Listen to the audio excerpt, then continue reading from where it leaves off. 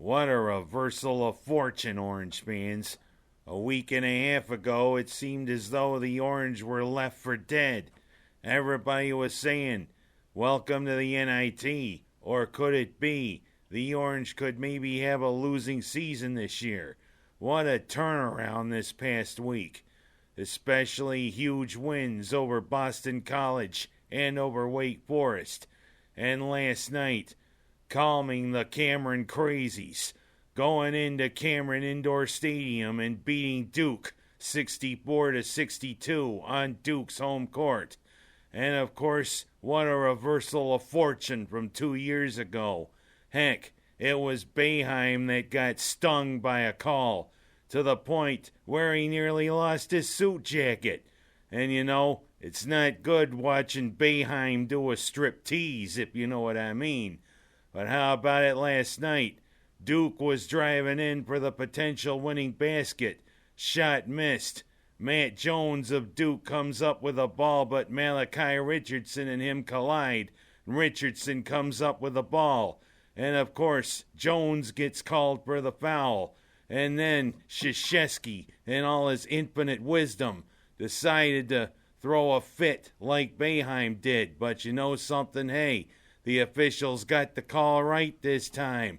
And of course, Krzyzewski has to seethe about it and act like a spoiled brat.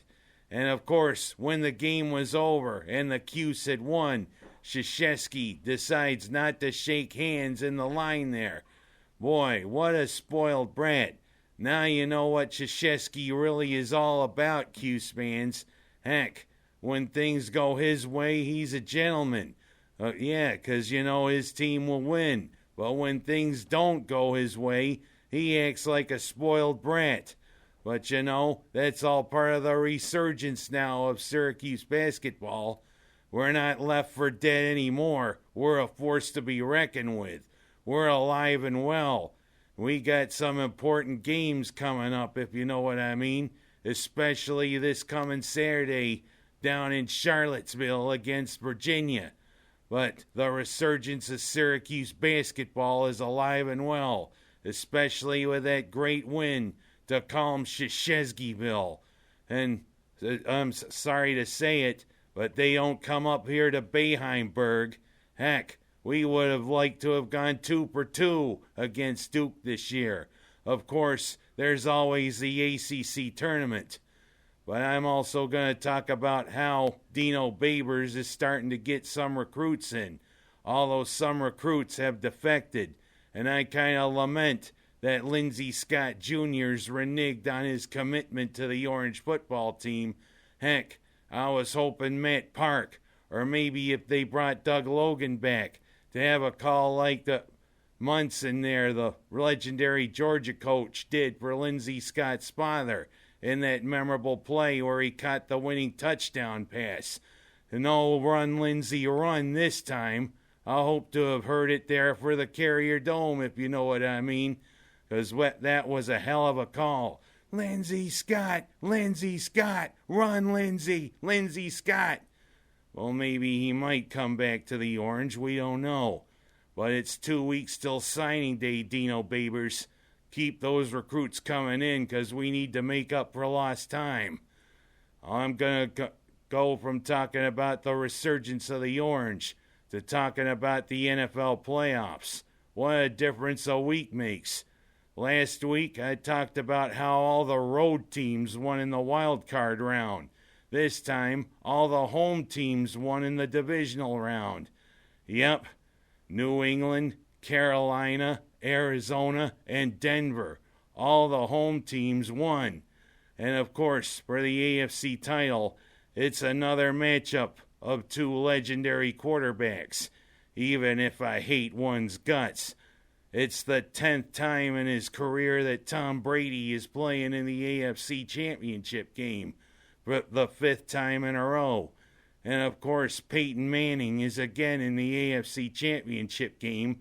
And you know the epic battles these two have had over the years. Well, this time I hope it's Peyton Manning yelling, Omaha, Omaha, again when they beat Brady and the Patriots, 'cause heck, the game will be in Denver's home stadium. But for the NFC Championship, we have two of the young guns, or maybe one of the older guns against a young gun. Carson Palmer, quarterbacking Arizona, and Cam Newton, who's become a big leader for Carolina. Heck, Carolina raced out to that 31-0 lead, but then had to hold on against Russell Wilson and the Seahawks. You know, that was a nice run, Seattle, but you know, it's time for Cam Newton in Carolina to shine. Well, it's going to be an interesting championship weekend for the NFL playoffs. And speaking of the NFL, how about Tom Coughlin not getting the job? Of course, he removed his name from the Philadelphia Eagles head coaching thing, but you know, maybe he's probably going to come on as an assistant somewhere, because I don't think Coughlin's, given up the ghost yet on his NFL career. I think he's still got something to do. But Doug Marrone, turnabout spare play. Hell, you reneged on the orange and by going to Buffalo, and then after leading Buffalo back to respectability, you're a nig on them, go to Jacksonville. Heck, you'll still be Jacksonville's assistant head coach. But you're a nig on two teams that supposedly were your big jobs. That's what you get. No NFL head coaching jobs for you. That's right, no supper for you, Mr. Marrone. Well, I'm going to go from talking to the NFL to talking about a new thing that's opening up in the next couple of weeks around here. Seems as though over on Garden Street, it's a new canine resort. Yes, Phoebe's Canine Resort opens in a couple of weeks over on Garden Street. Well, I'm kind of wondering. It's no longer the kennels type there. If you want to house your dog when you go away on vacation, house your dog and cat. It's not those simple things anymore. Heck, we gotta have resorts. Guess what this has? Heated floors, patios. You have artificial grass. You have cat condos. You have treats, doggy daycare, all the fixins'. Oh, boy. I know that pets have pretty much become other members of the family. Yeah, I can appreciate that. Everybody likes the companionship that a dog and a cat has.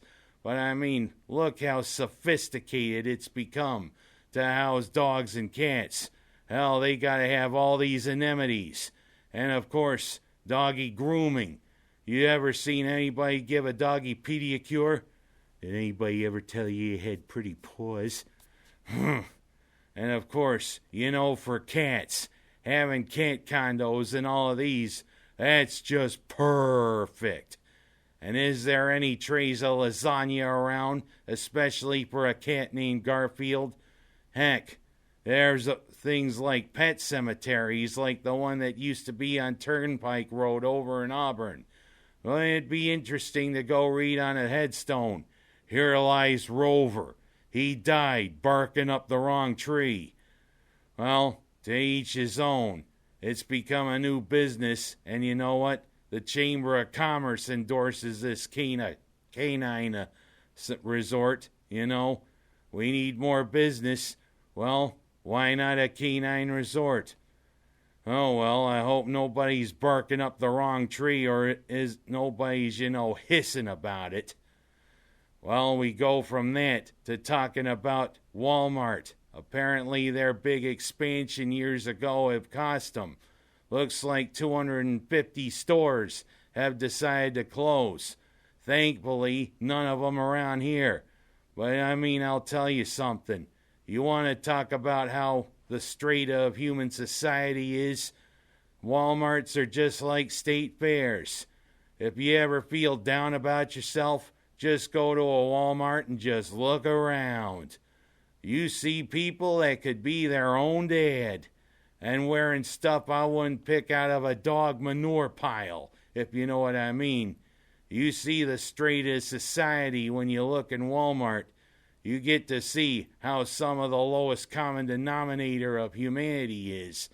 Of course, good people also go to Walmart too. Heck, I'm a regular customer at Walmart. They're very convenient and they've usually got what I need. Plus, their pharmacy's pretty good too. But it's going to be fewer places for the lowest common denominator of people to go to. And that's what you get when you expand too much. Of course, I think part of it has to do with the digital age too. But heck, we're going to have less Walmarts to do people watching, if you know what I mean.